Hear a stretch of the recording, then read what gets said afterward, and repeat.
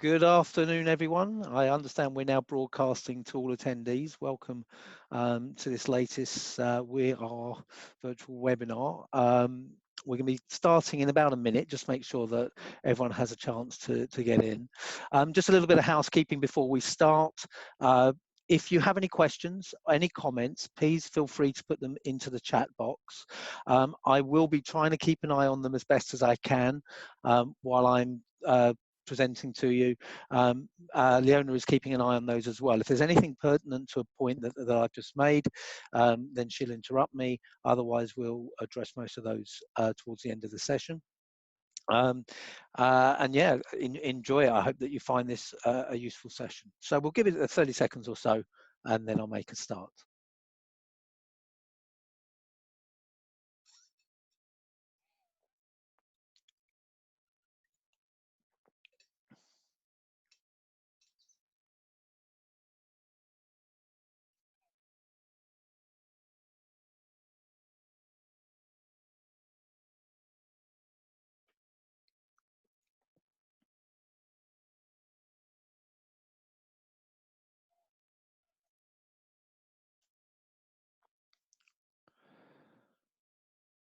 Hi, Callie. Great to see you here as well. And hello, Sean. Thanks for saying hello. We've still got numbers going up a little bit, so I'm going to just give it a few more seconds, make sure those numbers stay stable, which tells me that most people are here, and then we'll start. Sajna's here. Hello, Sajna. How are you?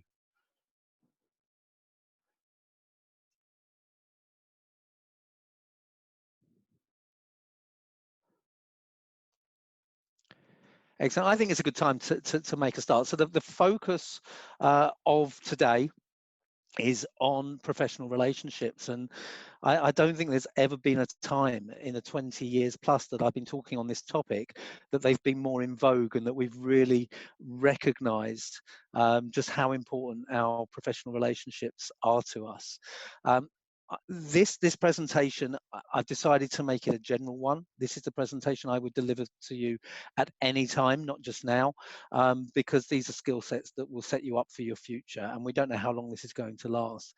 But obviously, during this lockdown, during the whole panic over COVID-19, we're more reliant on our network and the people around us for support, for ideas, for advice, for whatever it may be, than we ever have been before.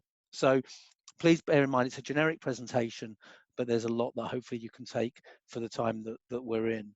I'm going to say hello to Jane because you're not very far from me. I'm in Broxbourne, so you're literally just over the Herts-Essex border from me.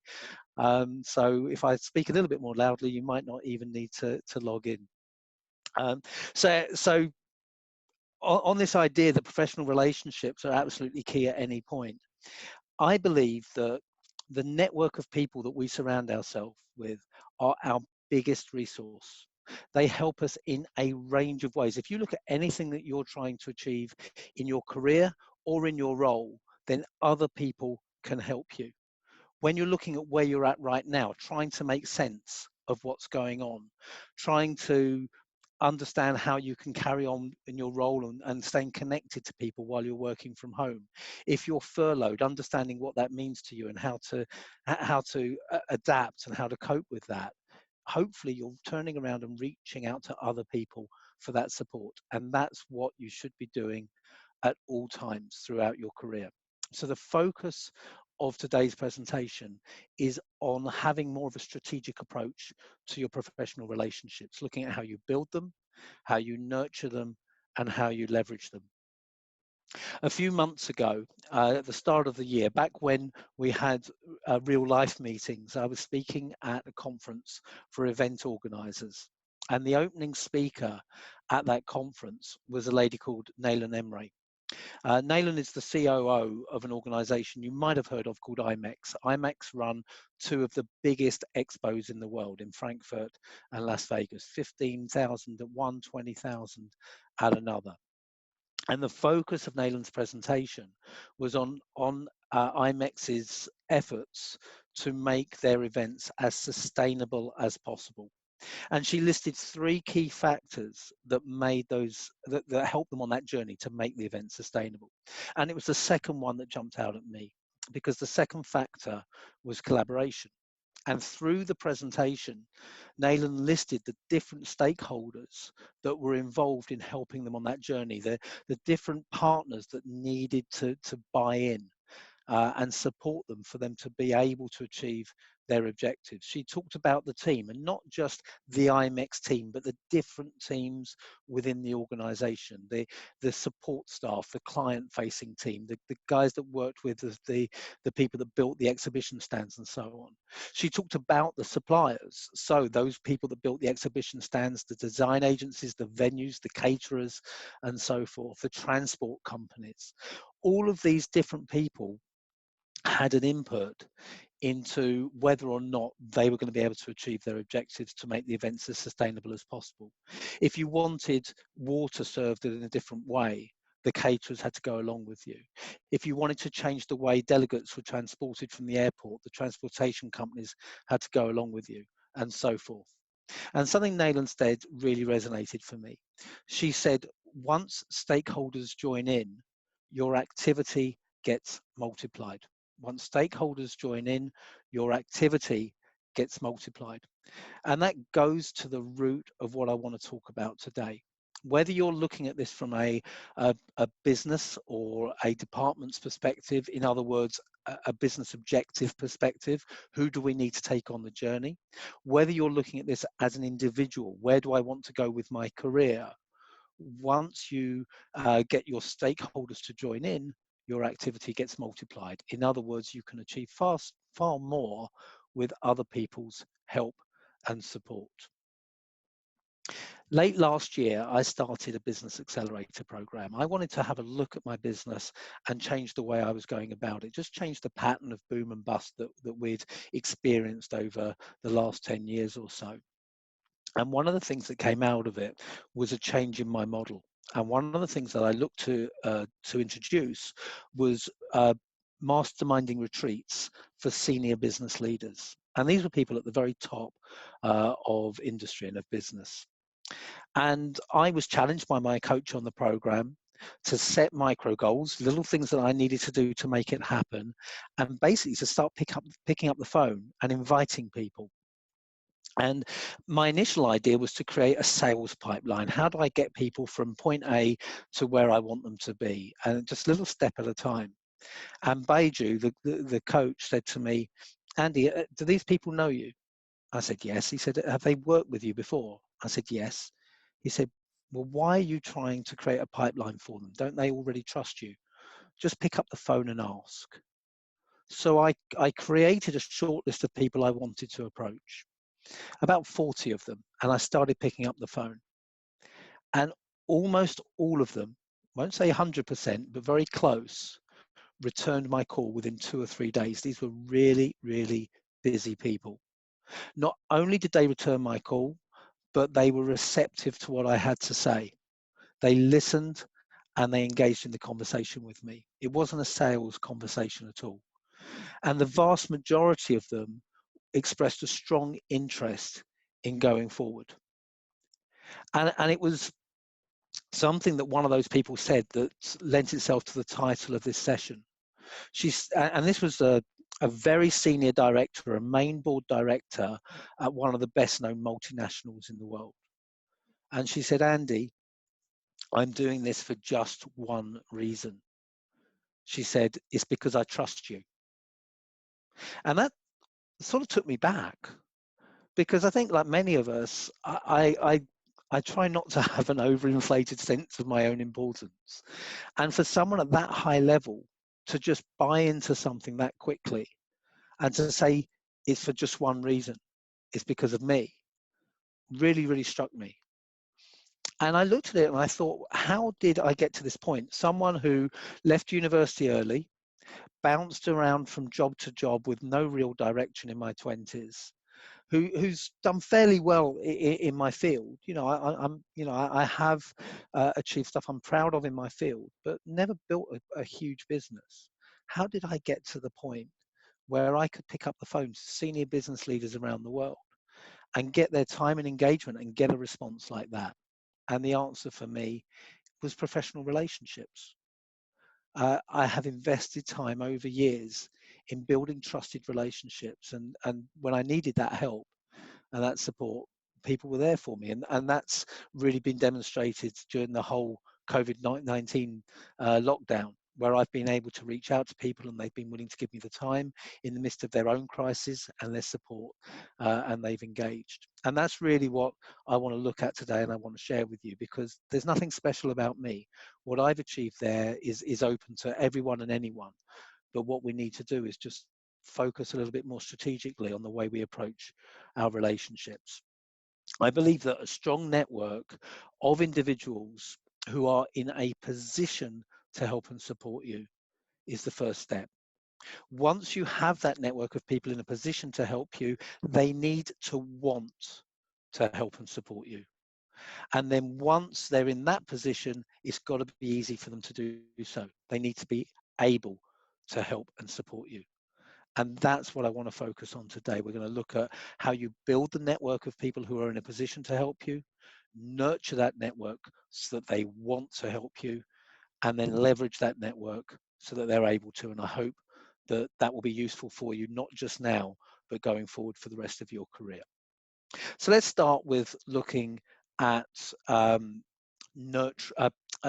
building your professional relationships. And the key balance here is how strategic we are and how strategic we want to be in terms of developing those relationships. So what I'd like to do, I'm just going to share my screen with you, and what you'll see on screen is a poll. And if you can get your mobile phone out, if you go on your mobile phone or another device, go to menti.com and input this code. There's a little bit more information coming up here. So grab your phone, go to menti.com and enter the code 454363. And when you do that, you should see this question on screen. How strategic are you in developing professional relationships? And there's three options there on a scale between strongly disagree and strongly agree. So I know exactly who I need to meet and develop relationships with. It's a scale of 1 to 10. Just slide along, click where you are on that scale in terms of developing your relationships. I have strong relationships in every group who could help me meet my objectives, and I'm very focused on what I can get out of a relationship. So I'm just going to give it a minute while we see those numbers tick up and we see what the averages are.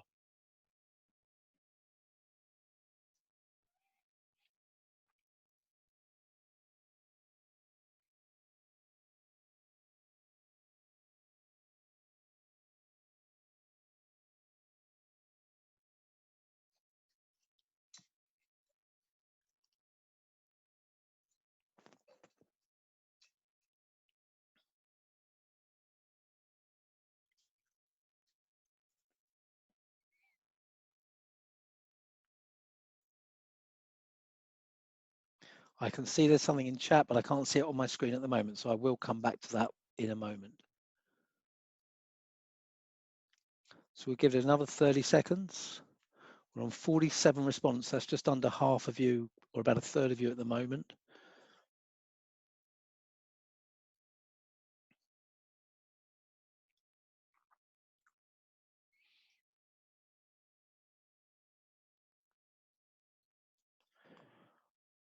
Right, so with 53 respondents, we can see that it's just under half as the average. 4.8 for knowing who you need to meet and develop relationships with, 4.5 for having strong relationships in every group who could help you meet your objectives, and 4.3 on I'm very focused on what I can get out of a relationship. And for some of you, this question is potentially very challenging.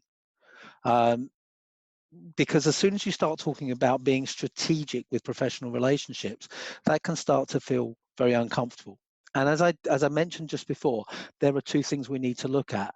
Are we strategic in how we build our relationships, or do we need to be more relational?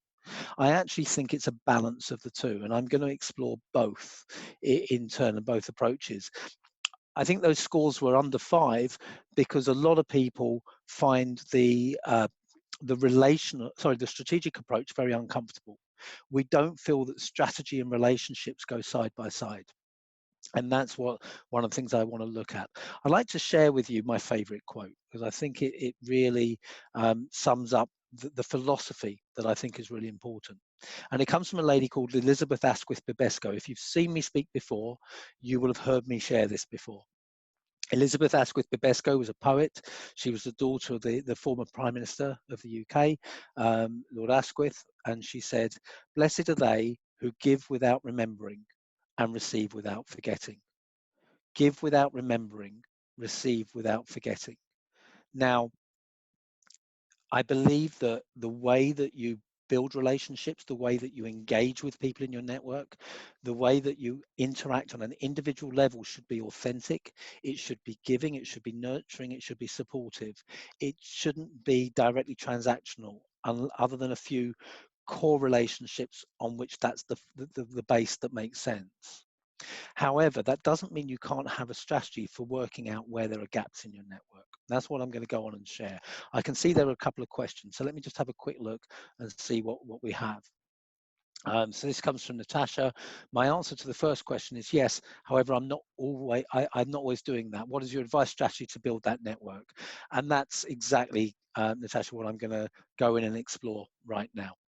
So I want to share with you my model for this, which is what I call my 3i pie, or my relationship chart. And it's this for a reason.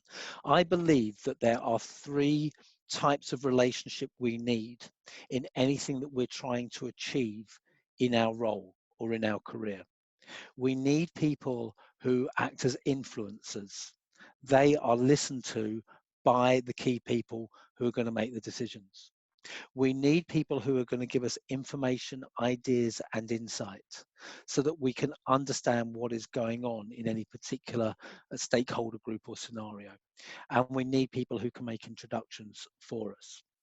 So let's take, for an example, IMEX's attempt to make their business as sustainable as possible and engaging with their stakeholder organizations to do that. So let's say that IMEX want to bring a major caterer on board. So let's say Evian Water is a supplier. I don't know who supplies their water, but just as an example, let's say Evian Water are their supplier.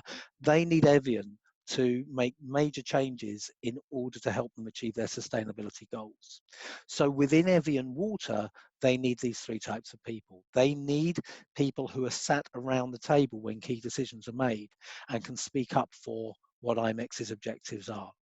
Most decisions, the bigger the objective, the more likely it is, decisions are not made by individuals, they're made by groups of people. So you may have a fantastic relationship with one key person in the team, but if there are 8 people involved in making the decision and the other 7 don't know you, then you have a challenge. So you need people who can influence those key decision makers. So within Evian, if I was nailing it at IMEX, I would be saying, whose voice is heard in those conversations? Whose voice holds sway? Do I know them? Do I have a strong relationship with them? You also need to know what Evian's goals are, what their objectives are, what they're trying to achieve. If you understand what their objectives and challenges are, you can then couch your needs in the terms that would fit what they're looking to do.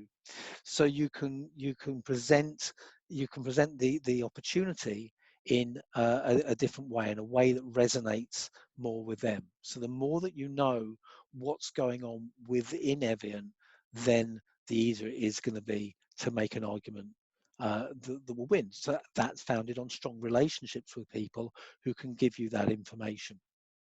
And then thirdly, there might be a key decision maker that you need to get in front of personally. You don't want to rely on other people influencing them at those meetings. You need to meet them personally.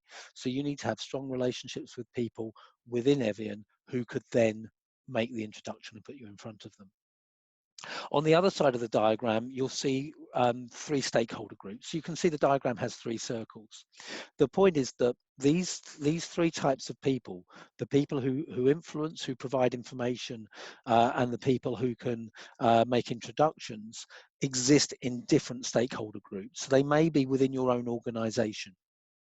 They may be within your industry, they may be within that stakeholder's industry. So in this example, they may be other people in the events industry, There may be other people within the bottled water industry that can help with this information, with that influence, or to make those introductions. And there'll be people within, in this case, Evian as well. So this is the strategic way of approaching professional relationships. The reason I present this is it's not simply a question of I need to build my network, meaning I need to meet more people. It's about being more thoughtful about where you grow your network. Jane, I can't make the slides bigger on here, but what I'll do is I'll make these slides available to everyone after the presentation. I hope that's okay. It was sort of a trade-off between sharing my screen with a big presentation and having me in a small thumbnail, or trying to engage with you a little bit more with the slides in the background. I hope that this pays off, and I'd welcome feedback on it as well. So yes, so it's being more thoughtful about how and where you build the key relationships. When I run workshops on this topic, what we do is we get groups of people, maybe within an organization, working on one key objective and drawing one of these charts for that objective. And from that, they start putting down the names of the people that they already know in that stakeholder group. And they say, A, do I have a strong enough relationship with them at the moment? And B, am I leveraging that relationship in the right way? So for example, there might be someone that you get on really well with and you talk to a lot, but they're not giving you the insights that they potentially could and would be happy to do so. So it enables you to recognize where you can be more thoughtful about the relationships you've already got. But you also identify where there are people who you don't know or you haven't got a strong enough relationship with. And they're also, it also helps you recognize where there are gaps. So you may notice that within one stakeholder group, you've got people who will influence and you've got people who will make introductions, but no one's giving you that insight. And so you might focus a little bit more on doing that. So that's the strategic approach. Now, just a few quick tactics, if you like, that may help with this. Here's an image that you may remember from long ago when we could meet in person. And with this particular image, I probably wouldn't recommend getting that close to anyone at the moment. But of course, networking events are a key way where we meet key people who can support us. But when you're approaching your relationship building strategically, that helps guide the type of events that you want to go to. So you'll be more selective in the events that you choose and say, am I going to the right people, to the right events to meet people? But A, you can't do that at the moment. And you still, unless you're furloughed, you still want to carry on functioning and building relationships. And in fact, now is a good time to be building relationships in a number of industries, not every industry, but a number of industries, because people's schedules have changed. And in some cases, they're much more accessible. They're not commuting. They're not running from meeting to meetings. They may be easier to get in front of, certainly than when we come back from the lockdown. So how else can you get in front of the right people? Well, actually, events wouldn't be my first port of call anyway. My first port of call would be looking at my existing network and say, who do I know who could introduce me? Who do I know who knows the right people? LinkedIn is a fantastic tool for doing your research on this. I'm looking at the moment for a key introduction. And the first thing I did yesterday when I looked at this was to type into LinkedIn the name of the person I wanted to meet. I found one mutual connection. I picked up the phone to ask for the introduction. So that's always going to be my first port of call. And the second is going to be using social media. Following key hashtags, engaging in conversation, seeing who people are retweeting, whose posts people are sharing, whose posts people are commenting on, because that will tell you who the influencers are in those industries. And either looking for the introduction or sending a personalized connection request. But that strategic thinking about growing your network is absolutely key.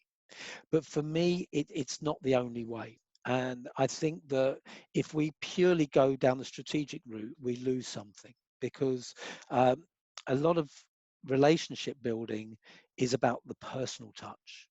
I think if you purely have a strategic approach to relationship building, you miss a huge amount of opportunities. Let me introduce you to Kelly.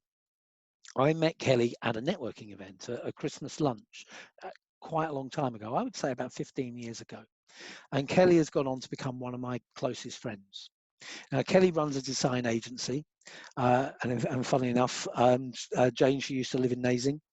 And Kelly's agency developed my website, and they've done a lot of design for me over the years. And I've worked with Kelly and her partner on their referral strategies. So we have transacted business between us, but that's been an aside.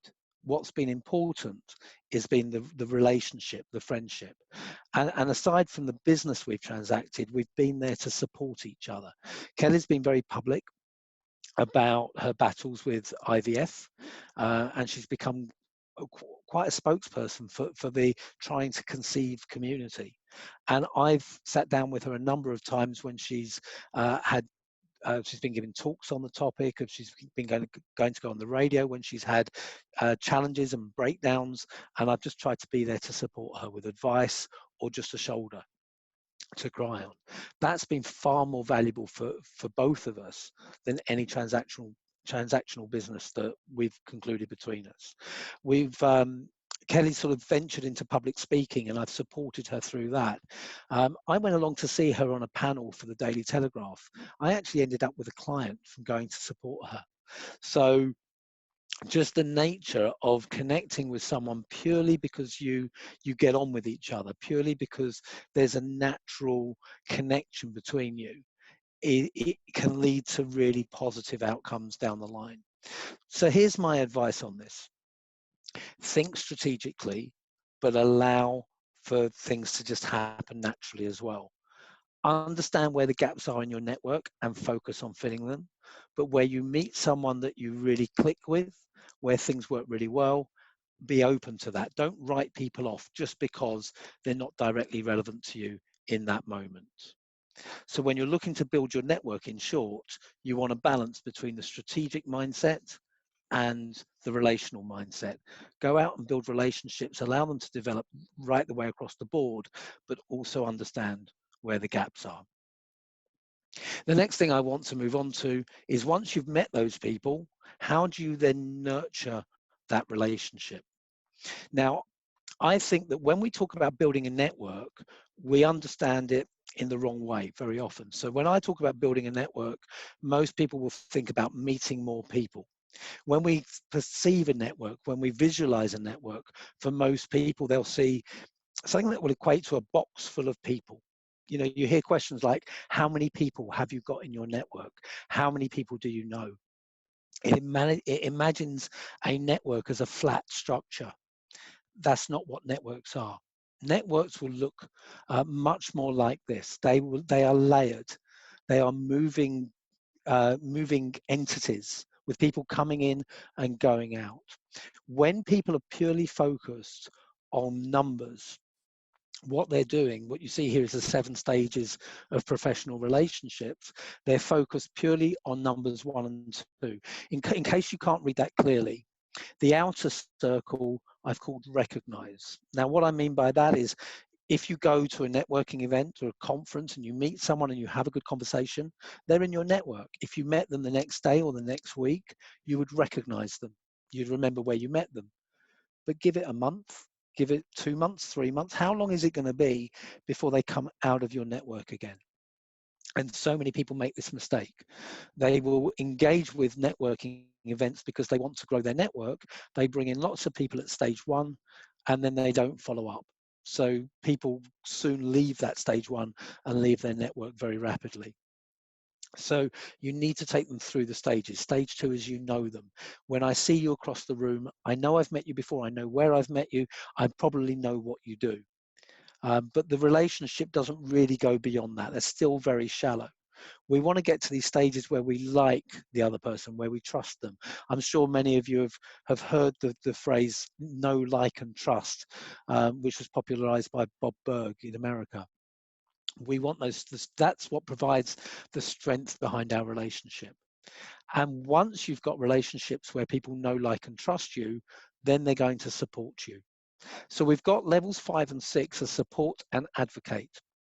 What I mean by that, by support, I mean that if I picked up the phone to you and I said, would you help me? You would absolutely do it. What I mean by advocate is that I don't need to pick up the phone. So if we put that in current context, there are some people where you'll pick up the phone and say, hey, I'm struggling, will you help me? And they'll be happy to. There are others who are phoning you and they're saying, I've been thinking about you, how are you? Those are your advocates.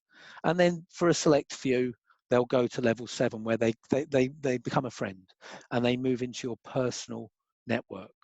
So that's 1 is recognize, 2 is know, 3 like, 4 trust, 5 support, 6 advocate, and 7 is friend. What I want to ask you is this. If we go back to our Mentimeter poll,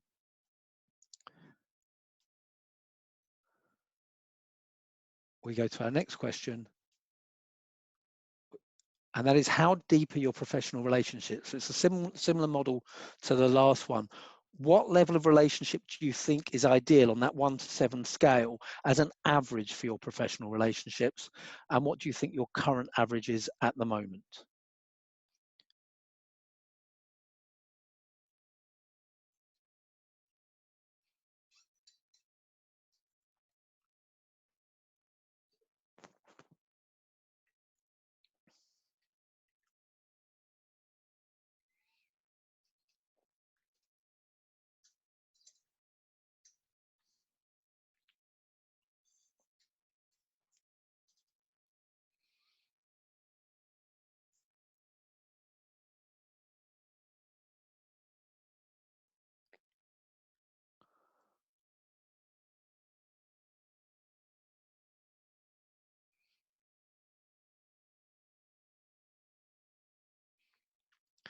So I can see there's still some people completing that, but I think we've reached a pretty stable level, and that is that you want supporters, but you've got people who like you.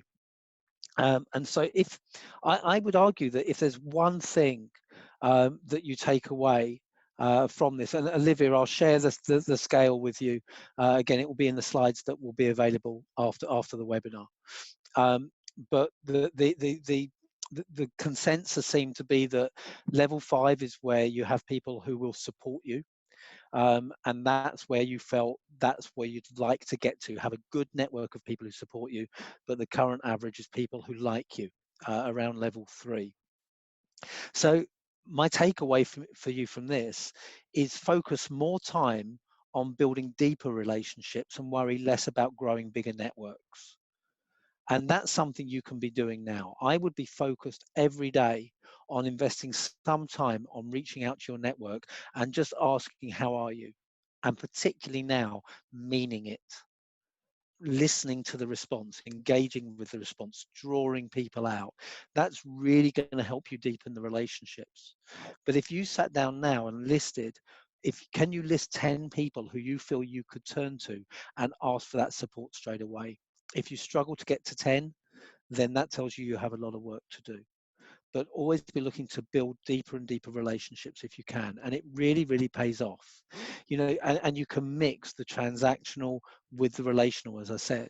So I want to introduce you to Tim.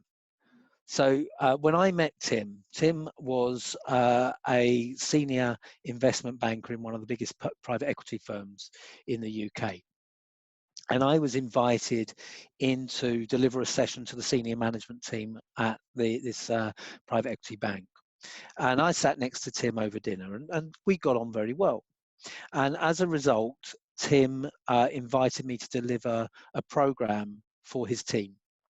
And I have to own up, that program was one of the biggest disasters of my professional career. It really didn't work out, and it was terrible. So we walked away from that, and Tim and I stayed in touch and stayed respectful, but there was no way I was asking for more business on the back of that. About 3 years later, Tim and I were having a catch up over lunch, and Tim said, tell me, why do we not work with you anymore?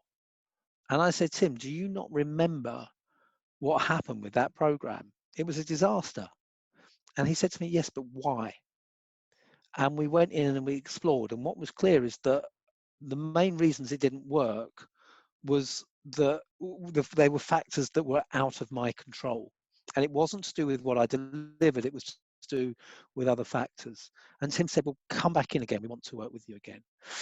And so I ended up working back with that PE house again. Tim and I stayed in touch. He's now my mentor. We get on incredibly well.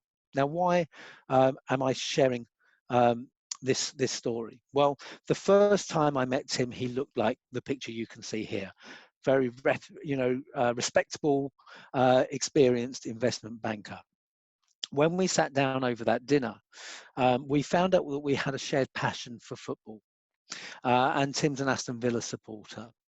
And Tim has a number of seats at Club Wembley, and I think it was 2 weeks later, Aston Villa were playing Chelsea in the FA Cup semi-final. And Tim said to me, "Why don't you come to the game?" And I said, "Great, thank you very much." And he said, "We'll be in a Chinese restaurant on the Wembley estate." He said, "Come about 2 o'clock and meet us in there." So I turned up in the Chinese restaurant and I went looking for Tim. He didn't look like that on the day. He looked like this. Tim and I have connected on a human level rather than a professional level. The professional respect is there both ways. But where we've connected is shared passions. We both had a shared passion for football. We have a shared passion for music as well. We're both constantly posting images of gigs that we go to on Instagram, or I should say we were constantly posting images of gigs that we go to on Instagram. It was at the human level that the connection was made. You might not be into football. You might not go and see concerts, but the people that you meet, very often, not always, but very often, you'll find that there are things that you have in common. And that's a time where you can put the transactional to one side and not worry about what's in it for you now, not worry about what they can do for you, but just focus on developing that relationship. And the more that you do that, then the more opportunities will come in the long term. When the opportunities are there, they'll be your supporter, they'll be your advocate, and then they'll want to help you. Many people rush in, they meet someone, they see how that person can help them there and then, and they jump to it. Where you can, hold off, build the relationship first, find what you have in common, nurture that relationship, go through that journey on the different stages of professional relationship, and you'll find the support you'll need. It won't work every time. You will find people you don't have a rapport with, and that's fine. There can still be professional respect there. I've got clients where I haven't got that connection in the way that I do with Tim, but we still do business together because there's mutual respect. You don't have to be friends or like everyone that you do business with. You do need to trust and respect each other. I'm just going to have a quick look at Danetta's question. I'm about to finish university. I have 2 to 3 connections of all professors. How your advice about how do I start making new connections? I'm not working. Well, I would start with 2 things, Danetta. The first thing I would do would be to look at the professors that you've got connections with and turn to them for their support. Perhaps some of them will mentor you, but arrange some time to sit down with them. It might be on a Zoom call, and just say, "This is what I want to do going forward. Would you be able to help me? And who should I be talking to?" I would be looking for introductions to people you can meet to advise you, not necessarily to give you a job. If they then decide to offer you a job, that's great. But your goal now, and it goes back to my last point about not just focusing on the short term, your goal is to build a network that can support you throughout your career. If you're 22, this career is going to last the next 4 decades. So build relationships now of people who might be there for you, in 10 years' time, in 20 years' time. So it's not all about the here and now. So I would go through those professors. I would go through your personal network to see if they know people who you should be talking to, and just to learn, to get advice, to seek ideas, to seek inspiration. And from that, stay in touch. Your objective is to stay insight in mind.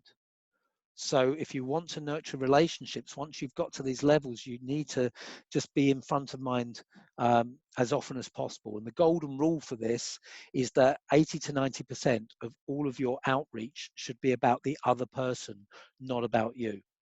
I see far too many people just reaching out when they need something. "Hi, how are you? We haven't spoken for a while. Is everything okay?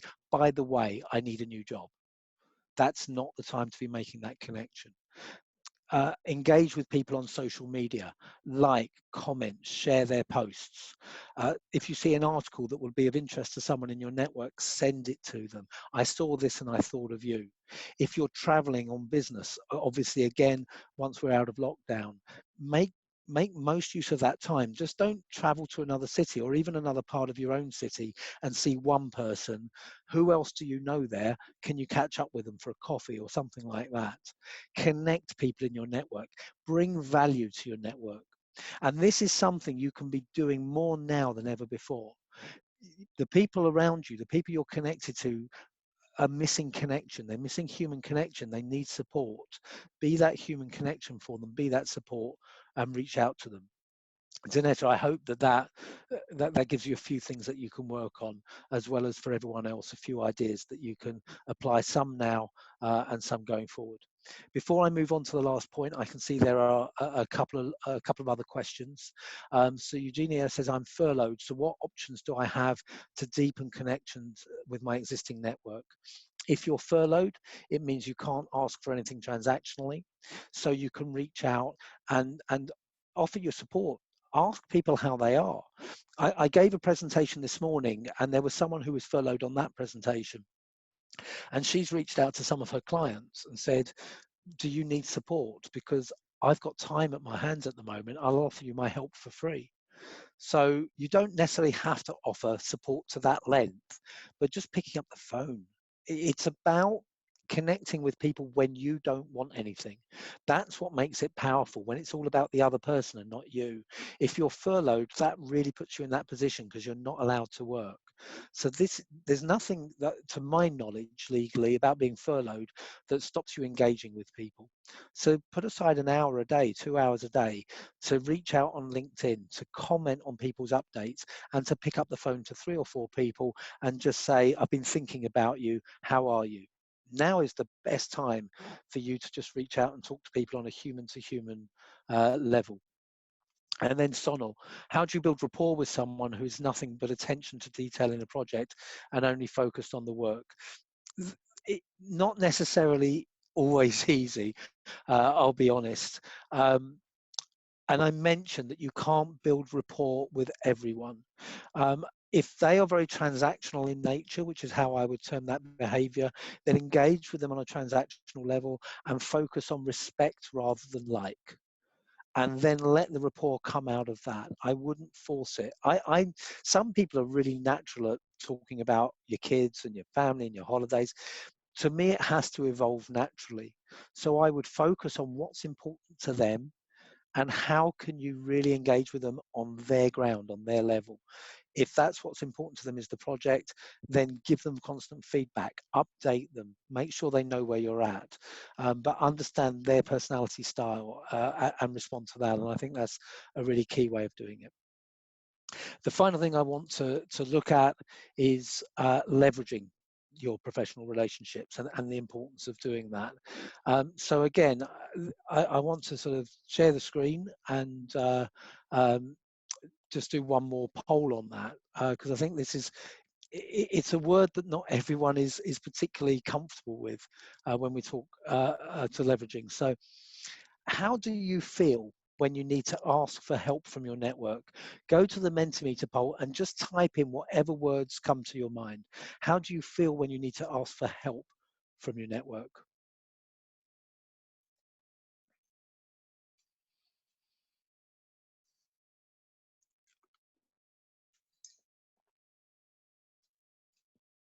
So once again, if you joined the session late, if you go on your phone, you go to menti.com, menti.com, and type in the code 454363, and then just follow the prompts there on this question. So we've got uncomfortable is the most popular response at the moment, apprehensive, awkward, nervous, anxious. It's not exactly positive at the moment, is it? Weak, really interesting one, weak, not independent, burden, a user. You feel like you're manipulating people. As you type, I'm just going to address my thoughts on a few of these I've seen. Where you feel manipulative, I would argue this: if you're only going to your network to take, and you're not going to your network to offer, to serve, to give, then you're manipulating. Go back to that quote that I shared earlier. Give without remembering, receive without forgetting. Both sides of the equation are fine if both sides of the equation are there and approached with the right mentality. And that mentality is, we're all here to support each other. I'm not you. There's not a quid pro quo. I might give to one person, I might receive back from someone else. Quite a few people have talked about being vulnerable. And you know, I think some of that might be you look vulnerable. Someone said they look weak when they go to their network for help. I think that's all about how you position it. You know, if you turn around to someone and say, let's say you run your own business, and you turn around to someone and say, can you help me? I've just really screwed up my last 4 projects, and my clients won't work with me anymore. And if I don't get more clients, I'm going bankrupt. Could you refer me? You're looking pretty weak. But if you turn around and say, look, I've just delivered a project for Coca-Cola, and it's been hugely successful. Coca-Cola are absolutely over the moon with what we've done. I know you have a contact with Pepsi Cola, and I believe we can help them as well. Would you like to introduce me? I don't think that sounds weak and vulnerable at all, does it? So it's how you position it. And now is the time when you can be vulnerable. You know, I'm in an industry which has been hit really hard by this lockdown. Our business is built on live events, keynote talks, training sessions, one-to-one mentoring in person. And so I've seen a lot of business just disappear as a result of this lockdown. So I don't feel vulnerable in a bad way when I turn around to my network and say, I need your help. This is what's happened to my industry. I need to recover that. This is what I've put in place. Can you help me? So it's about just repositioning that in your mind. The other word I want to pick up from there is burden. We think we're a burden to other people when we ask for help. Now, let me ask you this question. Can you think of the last time you helped someone else? How did it make you feel? Now, if we did a word cloud on that, I think you'll see mainly positives in there. You felt pleasure. You enjoyed it. You felt good. You felt you were making a contribution. So here's the disconnect. When we need help, we don't ask our network because we don't want to be a burden. But when we help others, we get pleasure from it. So surely by not asking for help from people who know, like, and trust us, we're actually denying them the pleasure of doing so. So it's just, again, about reframing that in your mind. Most of the responses on that word cloud are negative. That's not a surprise to me. I think most people find asking for help dirty and grubby, but it's about how you position it and how that you approach it. If we build strong relationships with people, and let's talk about that level 5, supporters, we're invested in each other and we get pleasure from seeing each other succeed. So it's about following that nurturing and getting people to that position where they get that pleasure from helping and supporting us. So if we go back to what I shared with you at the beginning, we've talked about building that network so people are in a position to help you. We then talked about nurturing that network so people want to help you, and then you can ask. And it's absolutely fine because now you want to make it easy for them to help you. And if you don't ask, you're not helping them to help and support you. Just going to quickly look over to the notes. Jane has mentioned the power of vulnerability TED Talks. There are actually 2 talks from Brené Brown and a number of books, which I'd strongly recommend. And I can't go past that without a plug for my own talks on the topic under Just Ask. So I do have a talk that's on YouTube about asking for help and support. If you go to my channel, it's the top presentation there, and my book Just Ask will be out later this year, so keep an eye for that. Dinetta, how do you respond in the best possible manner to someone who declines your request for help? That's a really good question. You should make it easy for people to help you, but you should also make it easy for people to say no.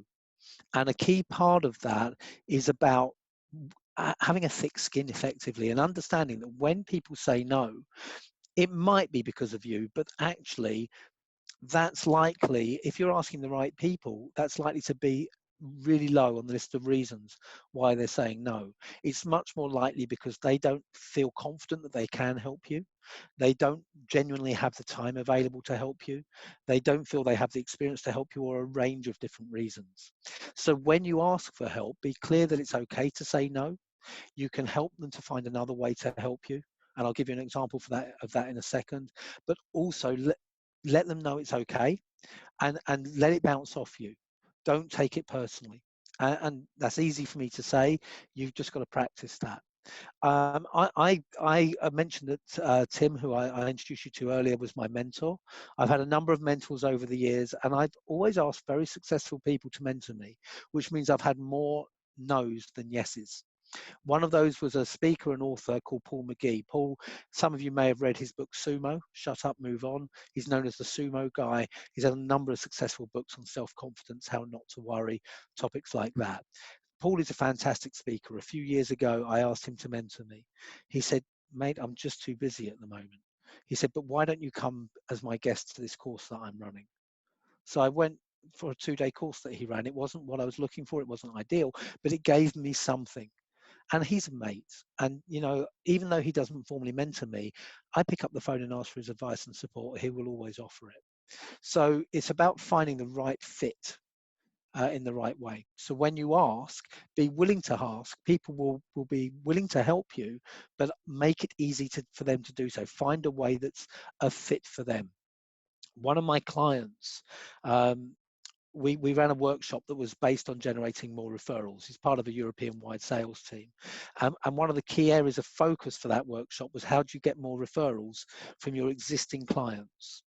And one of the first things he did, he went to a major global client, a name you would all recognize, where his company serviced just one part of that client. And he said to his client, would you be willing to introduce me to other parts of the organization? And his client said, of course. And not only did he introduce him, he set up the meeting himself, and he went to the meeting himself. Now, that opportunity was always there, but he'd never asked before. It was only because I asked him to ask that he went away and did it. So I said earlier that one of your big takeaways should be to reach out and nurture that network. I would love another major takeaway for you to be to ask someone for something and get into the habit. What's your biggest challenge at the moment? Who do you know who could help and support you and you feel would be happy to do so? Reach out to them, and in the name of the new talk and the new book, just ask. Absolutely key. So that's the presentation. I started by talking about why this was called Just One Reason. And it was that client of mine saying, there's just one reason I'm doing this, it's because I trust you. Give people just one reason to help and support you, and go away and build those relationships. We've got a few minutes now. We've got 7 or 8 minutes before the end of the session. So I'm happy to answer questions. I'm just going to open up the Q&A on my screen, so I've got those as well. I think I've covered most of them. Sonal has asked me to share the slides, which I will do. How do you build rapport with someone who is nothing but attention? Oh, we have covered that one. So if anyone has any other questions, then please feel free to put them into the Q&A or to the chat box. I've got both in front of me, and I'm happy to answer them.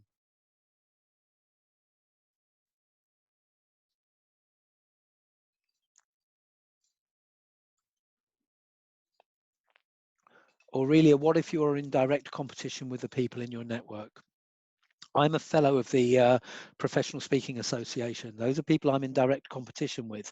We call each other our tribe, our community. A lot of it depends on what you do. I know that there are some industries where it's a lot harder to share information. In the speaking world, we're doing it all the time. There's a remote speaking group on Facebook now where everyone's sharing techniques to deliver presentations virtually, because a number of people are doing it for the first time. I've had several phone calls with colleagues and helping them. I refer other speakers on professional relationships when I can't do an event, or it's not the right fit for me. So I would always encourage you to build relationships with people in direct competition. That's how you find out what the state of the market is how you find out what the new ideas are.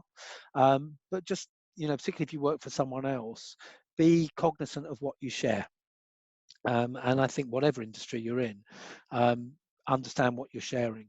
A few years ago, I delivered a workshop for people in the medical devices industry, and we had 3 breakout sessions throughout the presentation. And I noticed one person who just wasn't engaging in the breakouts. And I went and asked him why, and he said, "We're not allowed to talk to our competitors." And I looked around the room and I said, "Well, everyone else is. You can just decide what you can share, because there are general things that we all struggle with, and what you keep to yourself because they're trade secrets." So it's just using common sense. Sonal's asked if I do coaching or mentoring. Yes, I do. I offer mentoring programs, and obviously now when I can't be going out and speaking, that's a core part of the work that I do. So if you're interested, please reach out to me. My email is andy@lopata, lopata.co.uk, and I'll be happy to talk to you about that. Next month, on the 26th or 27th of May, we'll be releasing an ebook on connected leadership as well, mainly focused on leaders, but it will include a lot of these ideas as well, which will support.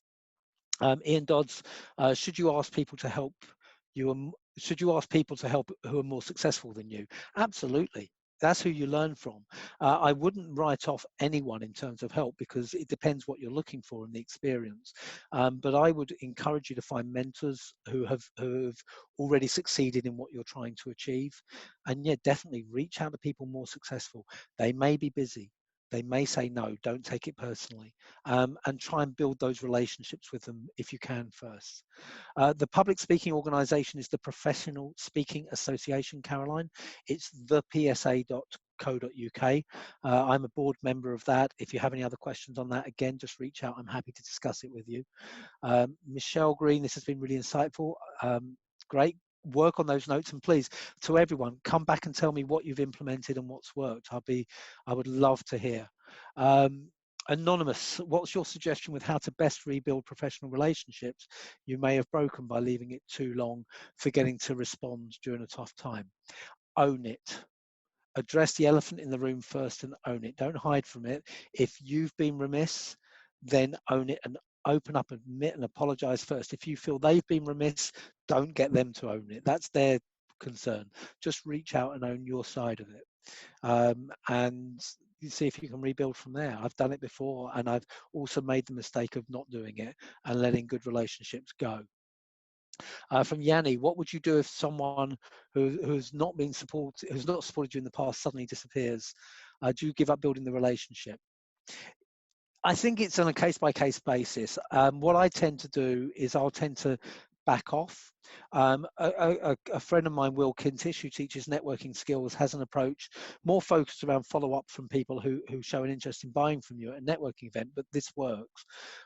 Anyway, it's transferable, where you send a note and you say, "Hey, I haven't heard from you for a while. Let me know if there's anything I've done to offend, or let me know if you're just too busy." That does tend to generate a response. I've got exactly that case I need to deal with now. Someone who's hired me in the past, got on really well with me, he's a rare client, he's a Facebook friend. I'm just not hearing from him at the moment, and I'm going to send him a message and say, "Hey, what's happening?" But in a non-accusatory way. How to reignite a professional network after a career break when it's obvious you may be looking for input. I would separate out, and this goes back to the strategic versus the relational approach.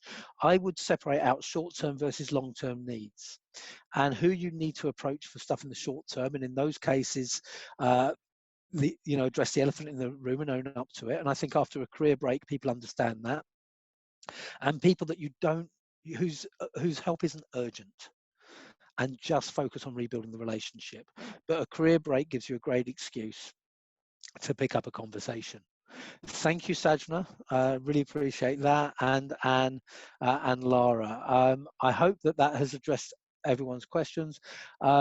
Maria, how to avoid that competitive feeling become a problem in the relationship?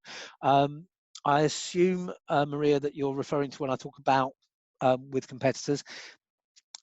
I think you have to be an adult about it. When I've been dealing with direct competitors, I've noticed that within me in the past. but I have to understand whether it's based on fact or based on something else, and then decide on how I'm going to take that relationship forward. Kerma, thank you very much, and also Sean and Lisa and KM.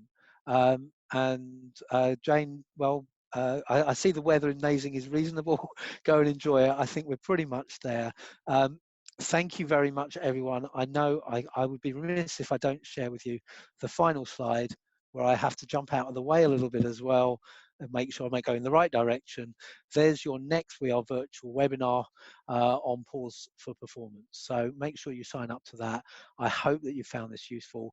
If you've got any further questions, please feel free to reach out.